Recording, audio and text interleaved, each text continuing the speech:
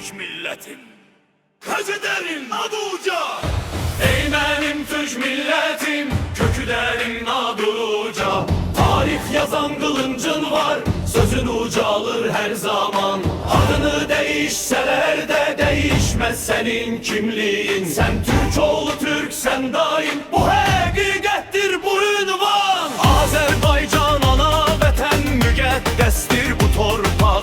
Türk yurdudur her karşı, her daşı bir isti ocaq. Sərhədlərlə bölünsək də şərqə, qərbə, şimala, cənuba. Bir milleti, bir ruhu biz, bölünmərik heç zaman. Şimali Azərbaycan, Bakı, Gəncə, Şuşa qalx. Cənubi Azərbaycan, Təbriz, Urmiya, ayağa qalx. Hərdə bir Zəncan hayqırır, biz Türküyük deyə ucal. Borçalıdan yüksəlir səs, Türk milleti bir olar. Kərkül, Mosul səslənir, Türk yurdundan gəlir səs.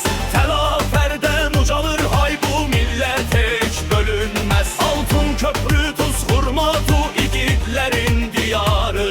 İraq torpağında belə Türkün yanar ocaqları. İrəvan, Göyçə, yaddaşımız silinməz bu izlər heç. Keçmişimiz qanla yazılıb, unutmarıq bunu heç. Harada olsaq bu dünyada bir adımız var bizim. Biz Azərbaycan Türküyük, budur əbədi kimliyimiz. Səhər doğan günəş belə Türk adıyla yüksələr. Dağlar, çaylar səslənər, bu ədəbədi yaşayar. Milletimin adı Türk, Azərbaycan vətənim. Bu yol bizim hak yolumuz, dönmərik biz bu yolda. Dili unutma ey millet, dil yaşadar hər kəsi. Dil gedərsə yox olar bu milletin nəfəsi. Ana dilin kimliyindir, onu qoru yaşat sən. Dil yaşasa millet yaşar, bu həqiqət dəyişməz. Biz Azərbaycan Türküyük, döyüşkən və mərd xalqı. Şair, alim, qəhrəmanlar yetirmişik biz varı.